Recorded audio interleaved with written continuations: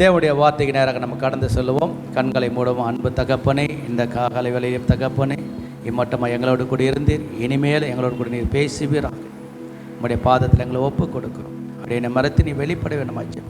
எங்களுக்கு ஆத்மாகரத்தை தருவீராக. ஆவியை நாங்கள் பலப்படுவது சென்மாச்சுக்கிறோம்.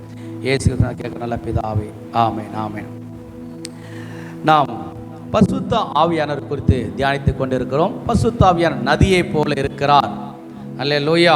ஆதியாகமம் 2ஆம் அதிகாரம் 8 10 வசனங்களை நாம் வாசிக்கும் போது, உண்டாக்கி அதிலே வைத்தார்.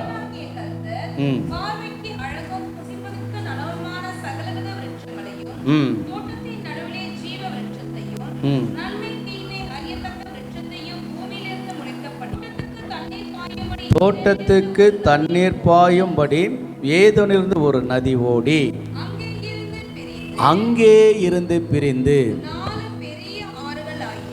4 பெரிய ஆறுகளாயிற்று. அந்த 4 பிரிவுகளும் நம்முடைய ஜீவியத்தில் பரிசுத்த ஆவியானவர் பலதரப்பட்ட கிரியைகளை குறிக்கிறது. பரிசுத்த ஆவியானவர் பலவிதமாக நமக்குள்ளாக கிரியை செய்கிறார். பலவிதமான காரியங்களை நம் மூலமாய் செய்கிறார். அல்லேலூயா.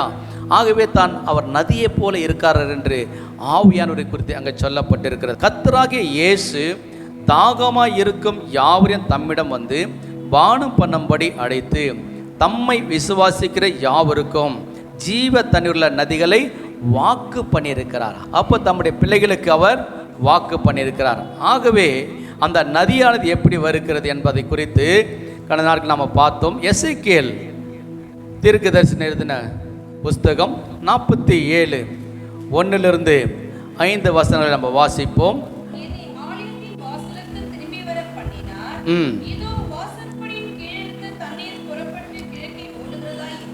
தண்ணீர் புறப்பட்டு கிழக்கே ஓடுகிறதா இருந்தது.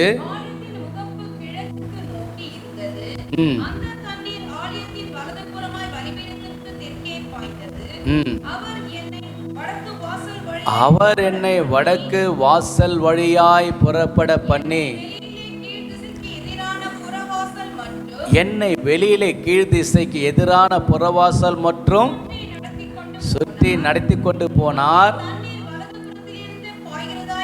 அங்கே தண்ணீர் வலதுபுறத்திலிருந்து பாய்கிறதா இருந்தது.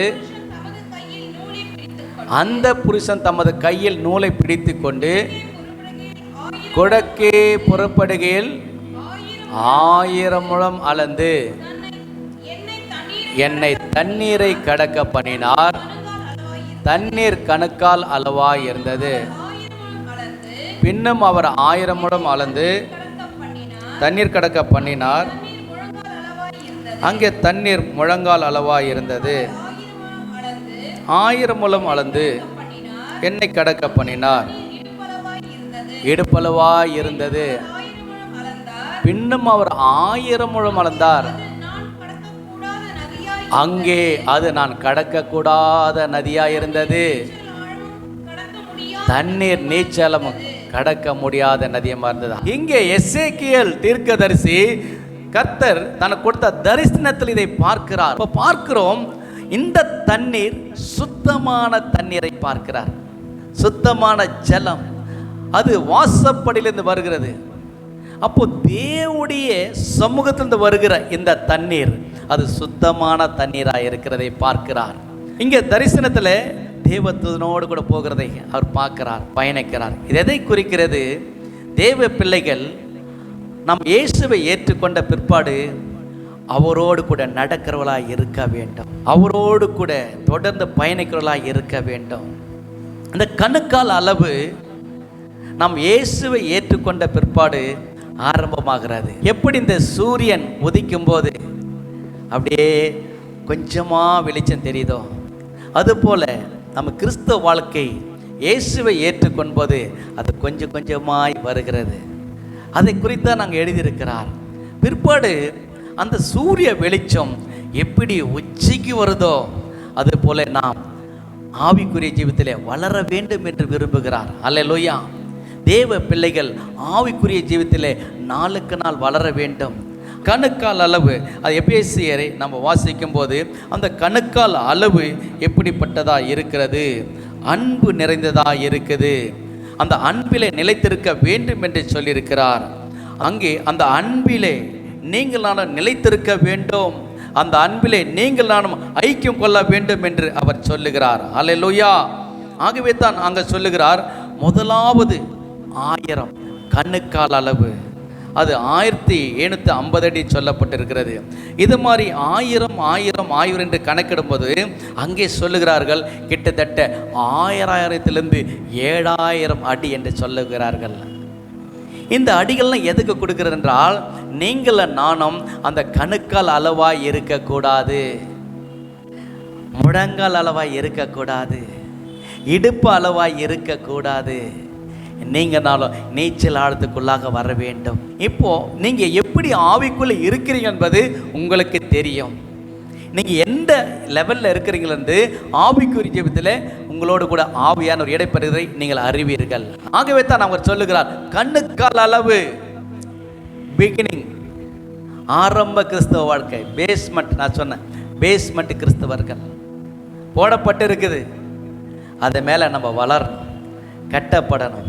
அதான் கணுக்கால் அளவு. அதில் நின்று விடக்கூடாது. இயேசுவனை சுகம் கொடுத்துட்டாரு, நான் கேட்டதை கொடுத்துட்டாரு, அதுவல்ல. இன்னும் நம்ம அவருக்குள்ளாக வளர வேண்டும், இன்னும் ஆவில நிரம்ப வேண்டும், முழங்கால் அளவு நம்ம வர வேண்டும். அங்கே சொல்லியிருக்கிறது முழங்கால் அளவு ஜெப ஜீவியம்.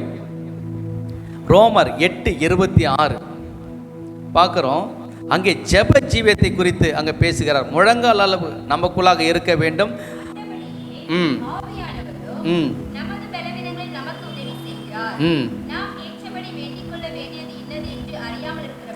அறியாது இருக்கிறோம். ஆமே. நம்ம என்ன ஜெபம் பண்றது தெரியல. நமக்கு என்ன ஜெபம் பண்ணணும், என்ன எப்படி ஜெபம் பண்ணணும், இன்னும் நம்ம என்ன பண்றோம், ஏதோ ஜெபம் பண்றோம். ஆனால் கர்த்தர் அந்த ஜெபத்தை எப்படி செய்ய வேண்டும் என்பதற்காக நமக்காக அவர் பெருமூச்சோடு ஜெபம் பண்ணி கொண்டிருக்கிறார். அப்போ முழங்கால் அளவு தானியேலை குறித்து வாசிக்கும் போது அங்கே சொல்லுகிறார் 6:10 நம்ம வாசிக்கும் போது எப்படி நாங்கள் முழங்கால் அளவு இருக்க வேண்டும் என்றால், அங்கே முழங்கால் படிட்டு தேவனோடு கூட ஐக்கியம் கொள்வது. தானியேலோ வென்றால் அந்த பத்திரத்துக்கு கையெழுத்து வைக்கப்பட்டிருந்து அறிந்த போதிலும் தன் வீட்டுக்குள்ளே போய் தன் மேல் அறையில் எருசலேமுக்கு நேராக பலகணிகள் திறந்திருக்க அங்கே தான் முன் செய்து வந்தபடியே தினம் 3 வேளையும் தன் தேவனுக்கு முன்பாக முழங்கால் படிட்டு ஜபம் பண்ணி ஸ்தோத்திரம் செல்வது. இதுதான் முழங்கால். Next level. முதல் லெவலு அன்பு.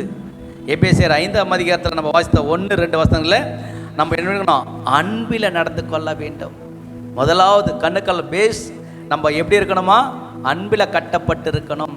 குடும்பத்தில் அன்பு இருக்கணும், சபையில் அன்பு இருக்கணும், உறவினர் மத்தியில் அன்பு இருக்கணும், வேலை செய்யறதுல அன்பு இருக்கணும். அதுதான் சாட்சி, அதான் சாட்சியுள்ள ஜீவியம். அன்பு இல்லாதவன் தேவனை அறியான். தேவன் அன்பாகவே இருக்கிறார். நமக்குள்ள பேசிக்க அன்பு தான்.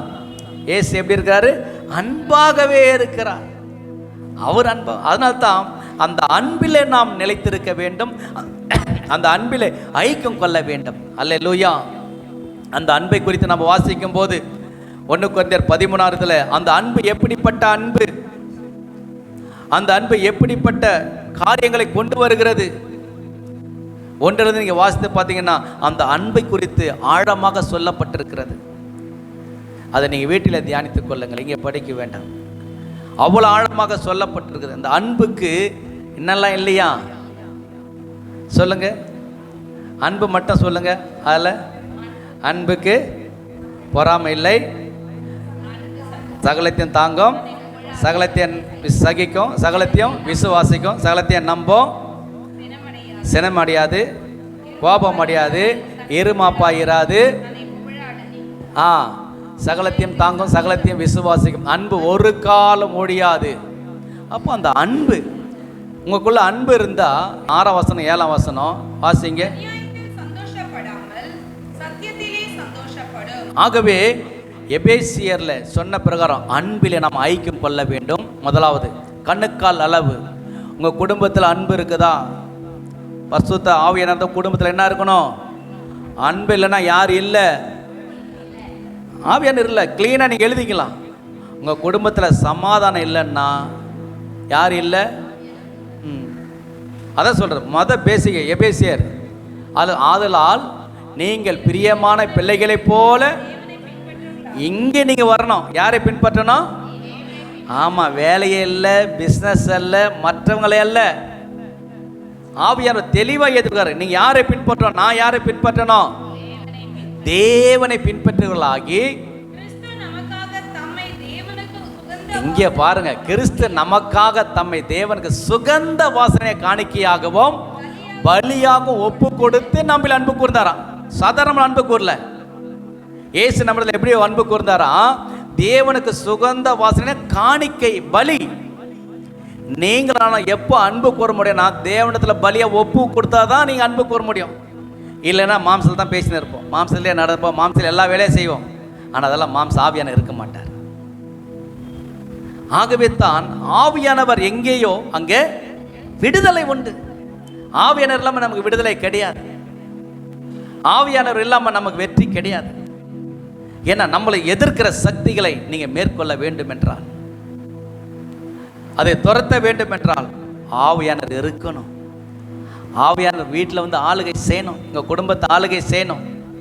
அப்படி ஒப்பு கொடுத்தா தான் அந்த அன்பு வரும். எல்லாரையும் நீங்கள் நேசிப்பீங்க, குடும்பத்தில் இருக்கிற எல்லாரையும் நேசிப்பீங்க, எல்லாரும் கூட நேசிக்க முடியும். இல்லைன்னா நேசிக்கவே மாட்டீங்க. அதுலேயே நீங்களே அதுக்கு தான் நான் ஆவியானவர் குறித்து பேசிட்டு இருக்கிறேன். ஆவியானவர் உங்களுக்குள்ளே இருந்தால், எனக்குள்ளே இருந்தால் நாம் எப்படி இருப்போம்? ஆவியானவர் இல்லைன்னா நம்ம எப்படி இருப்போம்? நம்ம குடும்பம் இருப்போம், சபை எப்படி இருக்கும்? தெளிவாக ஆவியானவர் எழுதி வச்சுட்டார். நீங்கள் நோட் பண்ணி வச்சுக்கலாம். அப்போ அவரே பலியாக ஒப்பு கொடுத்தான் நம்மள அன்பு செலுத்திட்டு இருக்கிறார். அது போல தான் நீங்களும் அன்பிலே நடந்து கொள்ளுங்கள். அந்த அன்பு நம்மளும் கர்த்தருக்கு ஒப்பு கொடுத்தாதான். எப்படி ஒப்பு கொடுக்கணுமா?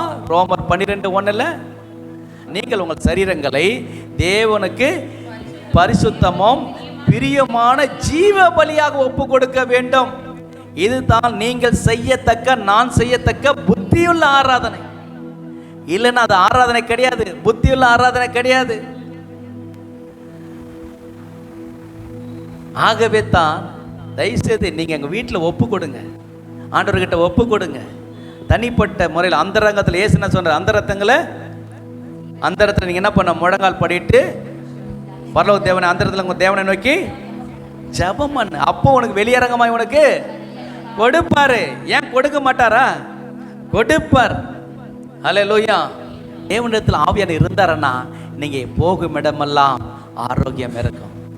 நீங்கள் போகும் இடமெல்லாம் செழிப்பு உங்களுக்கு வரும். உங்களை கஷ்டப்படவே விட மாட்டார் ஆண்டவர். தரித்திரத்தில் விடவே மாட்டார். இதெல்லாம் நாங்கள் கண் கூட பார்த்துட்டு இருக்கிறோம், சாட்சி கேட்டுட்டு இருக்கிறோம். எல்லாத்திலையும் அவங்க சொல்கிறாங்க. அவ்வளோ காரியங்கள் கர்த்தர் செய்கிறார். தேவ பிள்ளைகளுக்கு என்ன செஞ்சிட்டு இருக்கிறார். அதனால் நமக்கு அவர் செய்ய வல்லவர். என்னென்னா நம்ம அவரை விட்டுடுறோம், மீதியெல்லாம் நம்ம போய் பிரயாசப்படுறோம். ஆனால் இயேசுடைய அன்பு உங்களுக்குள்ள முதல்ல வரணும். உங்களுக்குள்ள கணவன் மனைவி, மாமனார் மாமியார், நாத்தனார் யாரெல்லாம் கூட இருக்கிறாங்களோ ஒரு ஐக்கியம் உங்களுக்குள்ளே இருக்கணும். இந்த அன்பில் நீங்கள் கட்டப்பட்டுட்டீங்கன்னு வச்சிங்களேன், பிசாசு உங்கள் குடும்பத்தை தொடவே முடியாது. யார் சூனி வச்சாலும் உங்களை டச் பண்ண முடியாது. இதுதான் ரகசியம். எங்கே ஒரு மனம் இருக்குதோ தேவாவே நாங்கள் இருப்பார். இது பிசாசுக்கு தெரியும். இந்த ரகசியம் பிசாசு. அதனால ஒரு மனத்தை எடுக்க விடவே மாட்டான். ஈகோ கொண்டு விட்டுருவான். நானா நீயா, நானா நீயா, நான் அது செய்கிறேன், நான் இதை செய்கிறேன், நான் சம்பாதிக்கிறேன், நீ சம்பாதிக்கிறேன், நான் உன்னோட பெரிய ஆளாக இருக்கிறேன், நான் அதை பண்ணுறேன். இப்படி கொண்டு வந்து குடும்பத்தில் ஜெபத்தை கெடுத்துருவான். இது நீங்கள் நல்லா புரியும். இந்த பணத்தை வச்சு, இந்த பதவியை வச்சு இதெல்லாம் நம்ம ஓலிசு, அதெல்லாம் ஒரு கொஞ்சம் அவ்வளோதான், குப்பை ஓரளவுக்கு வச்சுக்கணும், அவ்வளோதான். நம்மளாம் எங்கே போக போகிறோம்? வரல. என்ன தான் நம்ம சம்பாதிச்சாலும் இந்த பூமியில் தான் விட்டு போக போகிறோம். முதல்ல அன்பினால் கட்டப்படணும். ரெண்டாவது நம்ம ஜீவ பலியாக ஒப்பு கொடுத்து, எப்படி இயேசு மற்றவர்களிடத்தில் நம்ம இடத்துல அன்பு கொண்டாரோ நாமும் அப்படி ஆண்டவர்கிட்ட ஒப்பு கொடுப்போம் தான் அந்த அன்பு வரும், வாசனை வரும். மற்றவங்க மேலே வாசனை வீசுவீங்க. ஏன்? அந்த அன்பு திட்டினா கூட ஏற்றுக்கும், சகிக்கும், தாங்கும், நம்பும், விசுவாசிக்கும். அதுக்கு பொறாமை இருக்காது. அந்த அன்புக்கு என்ன இல்லை? பொறாமை இருக்காது. சகிக்கு யாரை திட்டினா உடனே பதில் பேசணுமா? பேச தேவையே இல்லை. நீங்கள் அமைதியாக இருந்தாவே உங்களுக்கு ஆசீர்வாதம் தானாகவே வரும். இதெல்லாம் ரகசியம். நீங்கள் போயிட்டு சண்டை போட்டு அது போட்டு எப்படி பேசிடலாம், நீ எப்படி பேசிடலாம், ஒன்றும் தேவையில்லை. அமைதியாக ஜெபம் பண்ணுங்க, கர்த்தர்களோடு கூட இருப்பார். ஹல்லேலூயா. இதுதான் கண்ணுக்கால் அளவு. அந்த பேசிக்கில் நம்ம அந்த அன்பில் வரணும். ஃபஸ்ட்டு கட்டப்படணும். ரெண்டாவது முழங்கால் அளவு. தானியேல் உபத்திரவ மத்தியிலே முட்டி போடுகிற ஒரு பழக்கம் எல்லாருக்கும் அறிவிக்கப்பட்டது.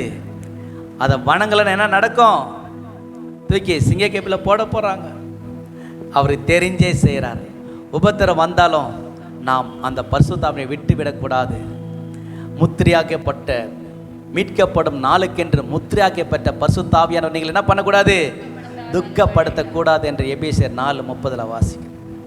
அப்போ அந்த ஆவியானவரை நீங்கள் விட்டுடக்கூடாது. துக்கம் வரும், சோதனைகள் வரும், வேதனைகள் வரும், கஷ்டங்கள் வரும். இவள் மத்தியில் நீங்கள் முழங்கால் நின்று பாருங்க, கர்த்தர் உங்களோடு கூட இருக்கிறத நீங்கள் பார்ப்பீர்கள், மற்றவர்களே அதை பார்ப்பார்கள்.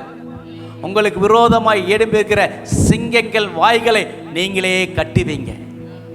உங்களுக்கு எதிராக இருக்கிற எத்தனைப்பட்ட சிங்கத்தின் வாயும் கட்ட உங்களால் அந்த பலனை கர்த்தர் கொடுப்பார். உங்கள் முழங்காலுக்கு அவ்வளோ பலன் உண்டு. சாதாரண நினைச்ச உங்கள் ஜெபங்கள் மேலே கேட்கப்பட வேண்டும். ஹல்லேலூயா. அதுக்கு தான் அந்த அன்பிலே நாம் நிலைத்திருக்க வேண்டும். அந்த அன்பிலே ஒருவருக்கொருவர் ஐக்கியமாக இருக்க வேண்டும்.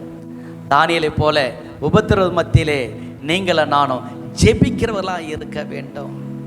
முழங்கால் அளவு, முட்டி போட்டு ஜெபிப்பது. ஹல்லேலூயா. அதுக்கப்புறம் இடுப்பு அளவு.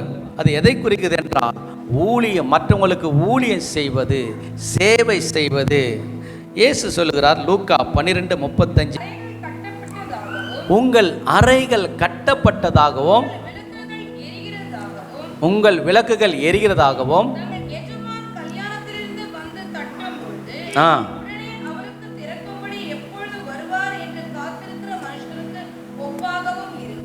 ஆமென். ஹல்லேலூயா. ஒப்பாக இருக்க வேண்டும். உங்கள் அறைகள் கட்டப்பட்டதாகவும் உங்கள் விளக்கு எரியணும். அப்படி எரியலைன்னா இருட்டில் போயிட்டு இருக்குதுன்னு அர்த்தம். குடும்பம் வாழ்க்கை இருட்டில் போயிட்டு இருக்குதுன்னு அர்த்தம். ஆகவே எரிகிற விளக்காய் நீங்களான இருக்க வேண்டும் என்று அங்கே சொல்லுகிறார். மார்க்கு 10:45 வாசிக்கும் போது,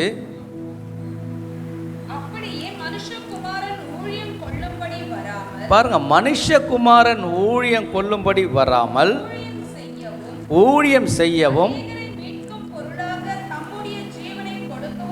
ஊழியம் செய்யவும் அநேகரை மீட்கும் பொருளாக தம்முடைய ஜீவனையே கொடுக்க வந்தார். நீங்களும் மற்றவர்களுக்கு நன்மை செய்ய வேண்டும், நன்மை செய்கிறவர்களாக இருக்க வேண்டும், மற்றவர்களுக்கு உதவி செய்கிறவர்களாக இருக்க வேண்டும், மற்றவர்களை நேசிக்கிறவர்களாக இருக்க வேண்டும். ஆகவே ரோமர் 2:7 சொல்லியிருக்குது, நீங்கள் எப்போதும் சோர்ந்து போகாமல் நற்கிரியை செய்யணும். தேவ பிள்ளைகள்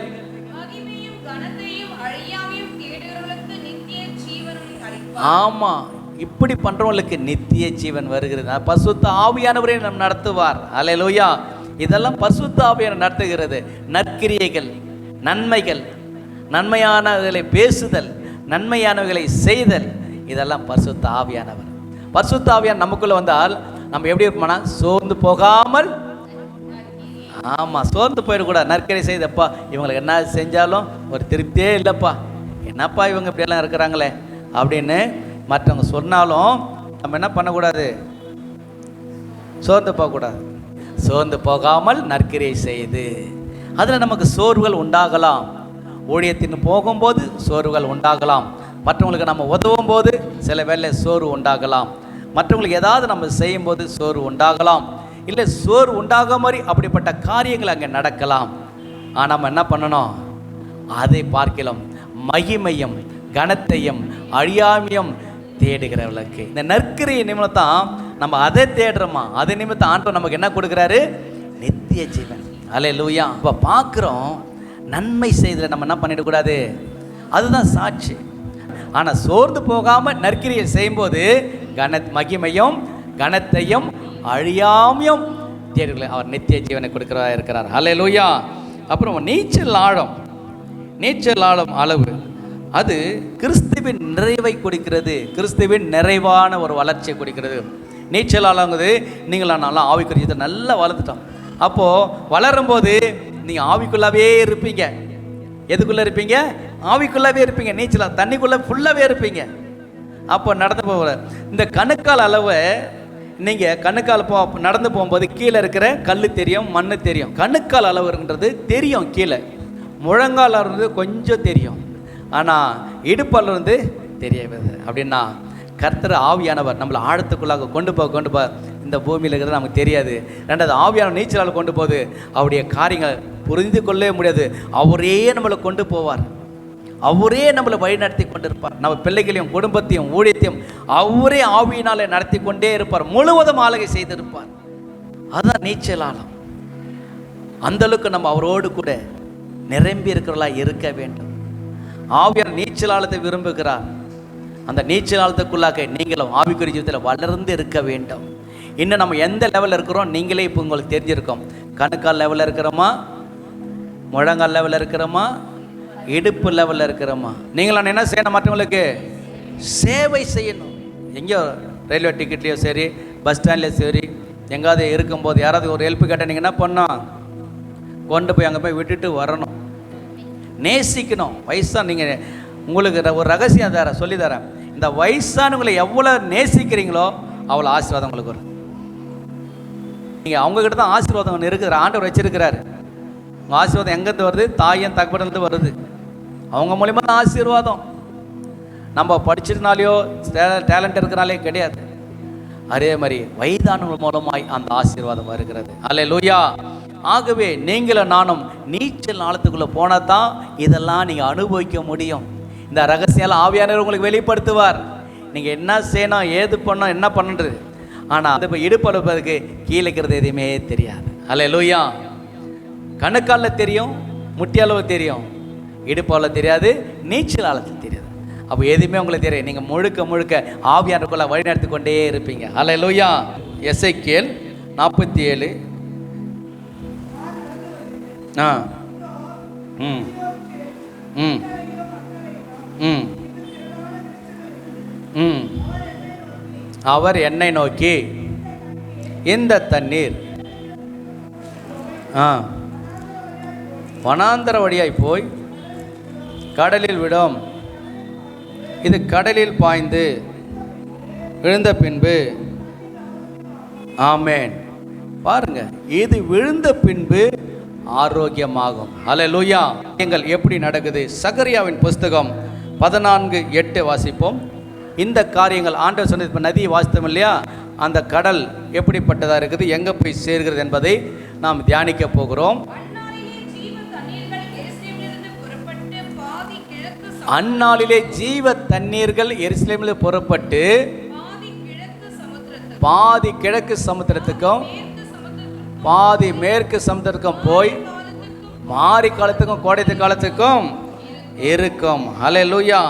இது பாருங்க, இந்த நதி 1000 வருஷம் நதி, சவக்கடலின் உட்புத்தன்மையை அகற்றக்கூடியது. என்னாகமம் 34:12. இந்த நதி 1000 வருஷத்து நதியாக ஓடிக்கொண்டிருக்கிறது. அங்கே இருந்து யோர்தான் பரியந்தமும் போய் உப்பு கடலில் போய் முடியுது. இந்த உப்பு கடலில் தான் போய் இந்த தண்ணி நதிக்கு போய் சேருகிறது என்று சொல்லுகிறார். அல்லேலூயா. அப்போ அங்கே போன உடனே அந்த தண்ணீர், அந்த 1000 வருஷத்து நதி சவக்கடலின் உப்பு தன்மை அகற்றக்கூடிய இருக்கிறது. சவக்கடலில் இருந்து தோட்டங்களுக்கு இப்போ நல்ல தண்ணீர் பாய்ச்சலாம். ஏசாயா தீர்க்கதரிசன புஸ்தகம் 2ஆம் அதிகாரம் 3ஆம் வசனம்.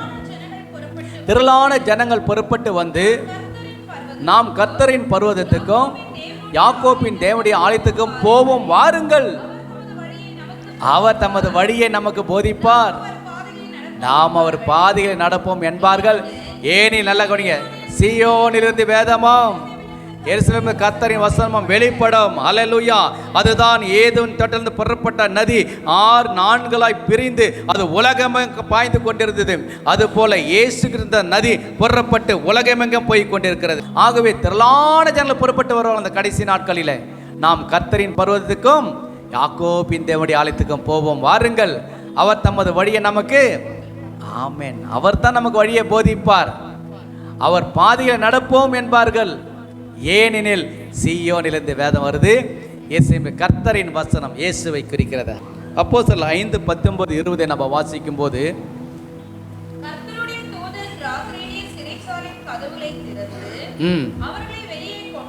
கொண்டு வந்து நீங்கள் போய் தேவாலயத்திலே நின்று அந்த தண்ணீர் எதை குறிக்கிறது? ஜீவ தண்ணீர். இயேசு தான் ஜீவ வார்த்தை. அந்த ஜீவ வார்த்தையை போய் நீங்கள் ஜனங்களுக்கு போய் சொல்லுங்க. அதுதான் சுவிசேஷம் அறிவிக்கப்பட்டு கொண்டிருக்கிறது. லூக்கா 24:47 அங்கே மனம் திரும்பலை குறித்து அங்கே பேசியிருக்கிறார் இயேசு. அன்றியும் மனம் திரும்புதலும் பாவ மன்னிப்பும் எருசலேமில் தொடங்கி சகல தேசத்தாருக்கும் அவருடைய நாமத்தினாலே பிரசங்கிக்கப்பட வேண்டியது. ஹல்லேலூயா. பாருங்க, எங்கே இயேசு கிறிஸ்து எருசலேமில் தான் புறப்படுகிறது. அந்த வார்த்தை, அந்த பாவ மன்னிப்பு, மனம் திரும்புதல் எருசலேமை தொடங்கி சகல தேசத்தாருக்கும் அவருடைய நாமத்தினாலே பிரசங்கிக்கப்படுகிறது. ஹல்லேலூயா.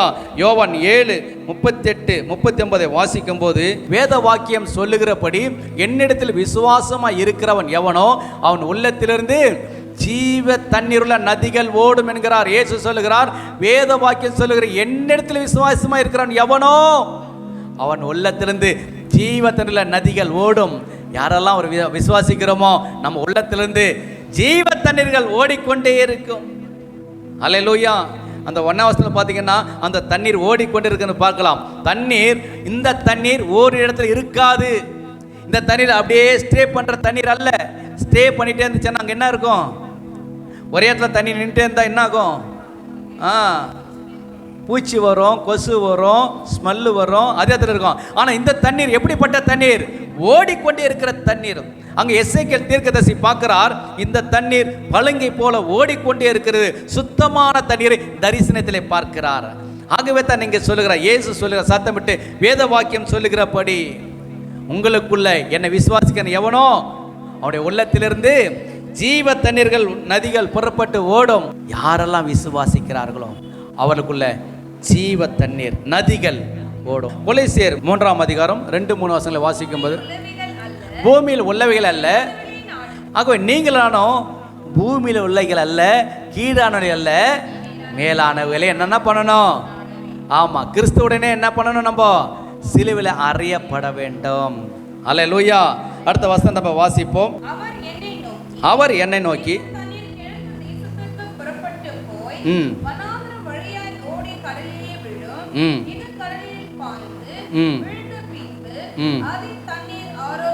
ஆரோக்கியமாகும். அல்லேலூயா. பார்க்கிறோம், இந்த தண்ணீர் கிழக்கு தேசத்துக்கு புறப்பட்டு போய் வனாந்தர வழியை ஓடி கடலில் விடும். அது எதை குறிக்கிறது? தேவனுடைய வார்த்தை பசுத்தாவின் உங்களுக்குள்ள இருப்பாரானால் இந்த தண்ணி உப்பு கடலை உழுந்த உடனே அது ஆரோக்கியம் அடைகிறது. அந்த உப்பு கடல் ஆரோக்கியமாக மாறுகிறது. அதே போல நம்முடைய வாழ்க்கையிலும் தேவாவியான் உள்ள வரும்போது உப்பாக இருக்கிற நம்ம வாழ்க்கை, பாவமாக இருக்கிற வாழ்க்கை, அக்கிரமாக இருக்கிற வாழ்க்கை, உலகப்பிரமான வாழ்க்கை, கட்டப்பட்டிருக்கிற வாழ்க்கை, தேவாவியம் உள்ளம்போது எல்லாவற்றையும் மாற்றி சுத்தமாக்கி ஆரோக்கியமாக நம்மளை நடத்துவார், ஆசீர்வாதமாய் நம்மளை நடத்துவார். அல்லேலூயா. ஆகவே உப்பு கடலுக்குள்ள இது எப்போ இந்த தண்ணீர் போய் விடுதோ, இந்த நதி விட்டோன்னே அந்த உப்பு தன்மையை மாற்றி விடுது. அப்படி என்றால் அந்த தண்ணீரை அப்போது பயிர் நிலத்துக்கு அனுப்புவார்கள், குடிப்பதற்கு எடுத்துக்கொள்வார்கள், விவசாயம் பண்ணுவதற்கு பயன்படுத்துவார்கள். வேறு எதற்கு பயன்படுத்த முடியாது. அதுபோலத்தான் நம்ம வாழ்க்கையில், நம்ம குடும்பத்தில் இருக்கிற உப்பை போல இருக்கிற நம்ம வாழ்க்கையிலும் பசுத்தாவியன் வரும்போது நம்ம வாழ்க்கை ஆரோக்கியமாகும். அல்லேலூயா. செழிப்பாய் மாறும். வசனத்தை நம்ம வாசிப்போம். அங்கே பார்க்கிறோம், ரோமர் 11:33. அவருடைய ஐஸ்வர்யம், ஐஸ்வர்யம், ஞானம், அறிவு என்பதில் ஆழம் எவ்வளவா இருக்கிறது. அவருடைய நியாயத்தீர்ப்புகள் அளவிடப்படாதவைகள். அல்லேலூயா. ஆராய்ந்து முடியாது. உங்களுக்கு எனக்கு அவர் பண்றது ஆராய முடியாது. அல்லேலூயா. 2 ராஜாக்கள் புஸ்தகம் 2:20-21 வாசிக்கும் போது அங்கே ஒரு மேகத்தை அங்கே பார்க்கிறோம். அந்த இடத்துல எலிசா என்ன பண்ணுகிறார்? ஒரு புது தோண்டை எடுத்து அதில் உப்பு போட்டு கொண்டு வாருங்கள் என்றான். அதை அவ்விடத்தில் கொண்டு வந்த போது அந்த கிணத்துல போட்டான். இது வரைக்கும் ஆரோக்கியம் இல்லாத தண்ணி, குடிக்க முடியாத தண்ணி, பயிர் நிலத்துக்கு உதவாத தண்ணி, எலிசா அதை போட்ட பிறகு அந்த தண்ணீர் என்னவா மாறிட்டு? ஆரோக்கியமாய் மாறிட்டு. அல்லேலூயா. அவரோட கூட எல்லாரும் குடிக்க ஆரம்பித்தார்கள். அது போல உங்களை என்னை கர்த்தர் அநேகர் விரும்புகிற பாத்திரமாய் மாற்றுவார். உங்க குடும்பத்தையும் நம்மளுடைய குடும்பத்தையும் அநேகர் விரும்புகிறதாய், எல்லாரும் வந்து பானம் பண்ணுகிற கிணறு போல எல்லாரும் வந்து நம்மகிட்ட நன்மை பெருகலாய் ஆவியானவர் மாற்றுவார். செழிப்புள்ள இடமாய் நம்மளை மாற்றுவார். மற்றவங்களை நம்ம கொடுக்கிற கரங்களை மாற்றுவார். உதவுகிற கரங்களை மாற்றுவார். நன்மை செய்களை மாற்றுவார். அல்லேலூயா. பாருங்க, அந்த எலிசா உப்பை போட்ட உடனே ஐயோ இடம் நல்லா இருக்க, குடிக்கிறதுக்கு என்னென்ன முடியலையே அப்படின்னு சொல்லும்போது எலிசா உப்பை போட்டது ஆரோக்கியமாக்கினார். அதே போல நம்ம வாழ்க்கை கர்த்தர் பரிசுத்த ஆவியானவர் வரும்போது ஆரோக்கியமாக்குவார். அல்லேலூயா. வெளிப்படுத்தல் 22:1 வாசிப்போம்.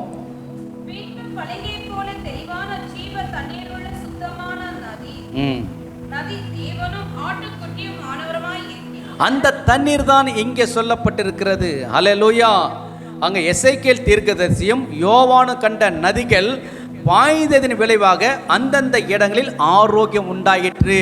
2 பேரும் அந்த தரிசனத்தை பார்க்கிறார்கள். 2 பேரும், யோவான் பார்க்கிறாரு, எசேக்கியேல் தீர்க்கதரிசி பார்க்கிறார்கள்.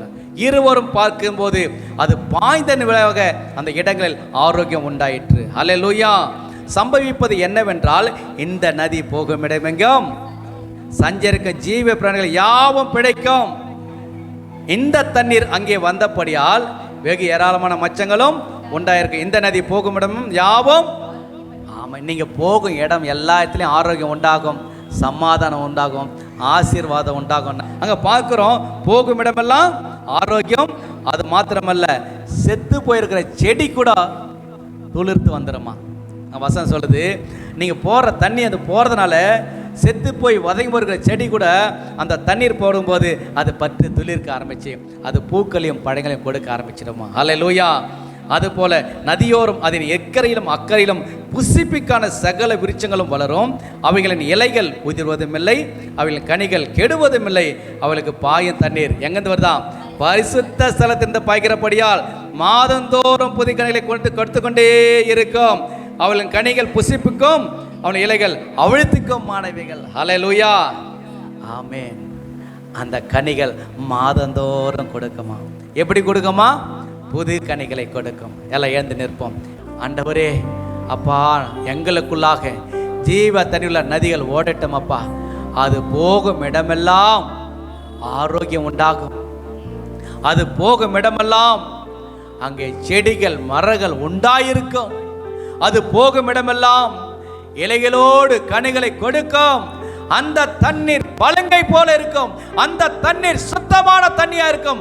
அந்த தண்ணீர் பரிசுத்த ஸ்தலத்திலிருந்து புறப்பட்டுகிற வர தண்ணி. அது உங்களையும் குடும்பத்தையும் சபையும் அது நிரப்பிக் கொண்டே இருக்கும். உங்களை கொண்டு கர்த்தர் பெரிய காரியங்களை செய்ய முற்படுவார். அந்த பரிசுத்த ஸ்தலத்திலிருந்து வர தண்ணீரை பெற்றுக் கொள்ளும்படி எல்லா ஸ்தோத்திரம். ஆண்டவரே, பரிசுத்த ஆவியானவரே எனக்குள்ள வருவீராக, என் குடும்பத்தில் வருவீராக, கணவன் மனைவி பிள்ளைக்குள்ள வருவீராக. ஆண்டவரே, அந்த பரிசுத்த தண்ணிக்குள்ளாக நாங்கள் கடந்து செல்ல, மூழ்கி செல்ல, நீச்சல் செய்ய எங்களுக்கு உதவி செய்யணுமாய் ஜெபிக்கிறோம். அந்த அன்பிலே நாங்கள் ஐக்கியம் கொள்ள வேண்டுமாய் ஜெபிக்கிறோம். ஆண்டவரே, தானியேலை போல முழங்கால ஜெபிக்கிறோம் நாங்கள் இருக்க வேண்டும். ஆண்டவர், இடுபால நாங்கள் சேவை செய்கிறோம், பணிவிடை செய்கிறோம் இருக்க வேண்டும். ஆண்டவரே, அப்பா, கிறிஸ்துவின் நிறைவான வளர்ச்சிக்கு நாங்கள் வர வேண்டும். ஆமா ஆண்டவரே, நிறைவான வளர்ச்சி எங்களுக்குள்ளாக வேண்டும். ஆண்டவரே, ரோமர் 8:37 சொன்ன பிரகாரம் அந்த வளர்ச்சி எங்களுக்குள்ளாக நாளுக்கு நாள் காணப்பட வேண்டும். ஆண்டவரே, அப்பொழுதுதான் அந்த பூரண கிருபையானது சந்தோஷத்தையும் சமாதானத்தையும் கொண்டு வரும் என்று பார்க்கிறோம். ஆண்டவரே, ஆமா ஆண்டவரே, அந்த சுத்தமான ஜலத்துக்குள்ளாக பிரவேசிக்க பரிசுத்த ஆவியானவர் எங்களுக்குள்ள வந்து ஆண்டவரே எங்களில் வாசம் பண்ண வேண்டுமா ஜெபிக்கிறோம். அப்பா, ஒவ்வொரு கூட நீர் பேசின உடைய வார்த்தைகளுக்காக நன்றி. அப்பா, நீங்க சொன்ன உடைய வார்த்தையின் பிரகாரம் எங்களுக்குள்ளிருந்து அந்த ஜீவ தண்ணியுள்ள நதிகள் புறப்பட்டு போகட்டும். ஆண்டவரே, பட்டணங்கள் தோறும் கிராமங்கள் தோறும் தெரு தெருவாய் போய் பரவட்டும். ஆண்டவரே, வாசனை வீசும் மரங்களை நாங்கள் மாறணும். கனி கொடுக்கிற மரங்களை நாங்கள் மாறணும். அந்த இலைகள் ஆண்டவர் அவிக்கத்தக்கதாக, ஆண்டவர் மரத்துக்கு உதவும் என்று சொல்கிறேன்.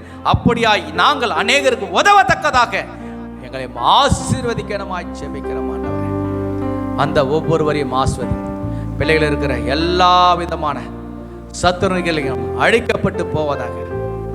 எல்லா கடன்களையும் இயேசுவே நீர் சீக்கிரத்தில் அடைத்து இப்படி பிள்ளைகளை கடனே இல்லாமல் வாழ உதவி செய்கிறார். இப்படி பிள்ளைகளுக்கு இருக்கிற எல்லா விதமான வியாதிகள் இப்போதே சுகமாகபடி ஜெபிக்கிற மாட்டவரே. மனபாரங்கள் அந்த குடும்பத்தில் விலகி போகட்ட மாட்டாரே. அவர்களுக்கு வர வேண்டிய ஆசீர்வாதங்கள் தடுத்து வைக்கிற பொல்லாதிக்கிரிகள் நிர்மலமாக்கி போடுகிற மாட்டவரே. நன்மையும் கிருபையும் ஒவ்வொரு குடும்பத்தை தொடரட்டும் அப்பா. காத்து கொள்ளும், பலப்படுத்தும். தேவனுடைய சமாதானம், தேவனுடைய சந்தோஷம், தேவனுடைய ஆசீர்வாதம் ஒவ்வொரு வீட்டில் தங்கும்படி ஜெபிக்கிறோம். காத்து கொள்ளும், பலப்படுத்தும். இயேசு கிறிஸ்து நம்ம கேட்கிறோம் ஜீவனுள்ள பிதாவே. என் ஆத்துமாவே கர்த்தரை ஸ்தோத்திரி, என் முள்ளமே அவருடைய பரிசுத்த நாமத்தை ஸ்தோத்திரி. என் ஆத்துமாவே கர்த்தரை ஸ்தோத்திரி, கர்த்தர் செய்த சகல உபாரியம் மறவாதே. ஆமென். நம்முடைய கர்த்தராக இயேசு கிறிஸ்து கிருபையும் பிதாவாகிய தேவனுடைய அன்பும் பரிசுத்த ஆவியானவர் அன்யோன்ய ஐக்கியம் நம் அனைவரோடும் உலகத்துள்ள சகல பரிசுத்தவான்களோடும் இயேசு கிறிஸ்து வருகை பரிந்த நீடித்த நிலையாயிருப்பதாக. ஆமென்.